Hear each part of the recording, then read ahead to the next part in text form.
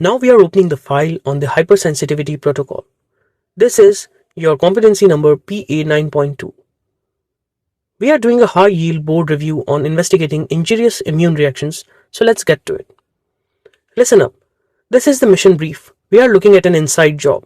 You need to understand that hypersensitivity isn't an infection. It is an injurious immune reaction. Essentially, our own defense force has gone rogue. Look at the intel box. Hypersensitivity is defined as an exaggerated or inappropriate immune response that results in host tissue damage. Our mission requires precise intel. Here's the breakdown of rogue operations based on the Gell and Coombs classification system. We use the classification code ACID, ACID, to memorize this. A is for anaphylactic, the immediate reaction. C is for cytotoxic, the antibody-mediated reaction. I is for immune complex, antigen-antibody complexes. And D is for delayed, that is cell-mediated. Let's look at type 1A, the explosive saboteur. This is the anaphylactic or immediate reaction. Here's the villain profile. We are dealing with immunoglobulin E. The operative here is the mast cell, our soldier. Weapon is IgE antibody, which acts like the gun. The IgE antibodies are attached to Fc receptors on the mast cell, and the primary targets are vasculature and smooth muscle. Threat level here is critical, and this happens in minutes. This is the critical chain reaction. Timing is everything. Sensitization. Upon first exposure, the body creates IgE. This IgE attaches to mast cells. We call this loading the gun. Re-exposure. The antigen returns and cross-links the IgE on the mast cell surface. This is the trigger. And then degranulation, the explosion. The mast cells release histamine and other mediators.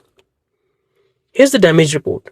Morphologically, you see vasodilation causing redness, edema causing swelling, and smooth muscle spasm causing bronchoconstriction. Clinical examples are, locally we have hay fever and asthma, and systemically we have anaphylaxis like from a bee sting or penicillin. But we have an antidote, adrenaline. This is the physiological antagonist. Why? Because it does the exact opposite of histamine.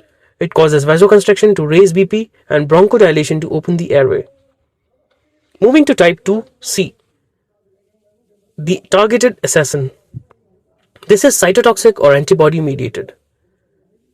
Our agent here is IgG or IgM antibodies. Target are antigens that are fixed on a specific cell surface. It works through precision strikes. No collateral damage is intended here. The antibodies identify the target cell and call for its immediate destruction. How do they execute the target? We have two methods of elimination. Tactic A, opsonization, which is the marker. Think of it as an eat me sign. The antibody coats the cell and the macrophage eats it via phagocytosis. Examples here are autoimmune hemolytic anemia and Rh incompatibility. Tactic B, inflammation or the fire. The antibody activates the complement system. This calls in neutrophils which cause tissue damage. Examples are Goodpasture syndrome and rheumatic heart disease. There is a type 2 special tactic, cellular dysfunction. Call this the hacker. Here the antibody binds to a receptor and turns it on or off without destroying the cell. For example, Graves' disease. The antibody activates the TSH receptor leading to hypothyroidism. And the next example is myasthenia gravis. The antibody blocks the acetylcholine receptor leading to muscle weakness. Next is type 3I, the clog. This is immune complex mediated. Here the problem isn't the agent itself, it's the debris. Antigen plus antibody makes an immune complex. These complexes form in the body and get stuck in the body's filters. Where do these systemic failures occur? These filters get clogged. The deposition sites or the filters are kidneys, especially the glomeruli, joints, and small vessels. For example, SLE, lupus. It involves nuclear antigens. Post-streptococcal glomerulonephritis involving streptococcal antigen, and serum sickness from foreign proteins like anti-snake venom. Morphologically, you see fibrinoid necrosis or vasculitis. Finally, type 4D, the sleeper cell. This is delayed or cell-mediated. Key player here are T cells. There are no antibodies detected here. It takes 48 to 72 hours to mobilize, and this one plays the long game, deploying agents only after a delay. Subtype 1 is CD4 plus mediated, the organizer. The CD4 plus Th1 cell is the commander. It uses cytokines as signals. Th1 cells activate macrophages, leading to inflammation and granuloma formation. The commander organizes a blockade. This granuloma wall traps the pathogen but also causes inflammation. For example, tuberculosis, leprosy, sarcoidosis. For diagnostics, remember the Mentos test. You must wait 48 to 72 hours to read it. Subtype 2 is CD8 plus mediated, the executioner.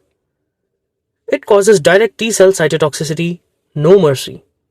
The CD8 plus T cells use perforin and granzyme to cause cell lysis. The executioner directly takes out target cells. Examples are type 1 diabetes, where the immune system kills beta cells, and contact dermatitis, like a poison ivy reaction. Here's your tactical overview, the ACID matrix. This is your rapid fire guide. Lock and load. Type 1, IgE, mast cells, immediate asthma and anaphylaxis. Type 2, IgG or IgM, cell surface, Graves or hemolysis. Type 3, antigen antibody complexes, deposition in filters, SLE or serum sickness. Type 4, T cells, no antibodies, delayed, tuberculosis or contact dermatitis.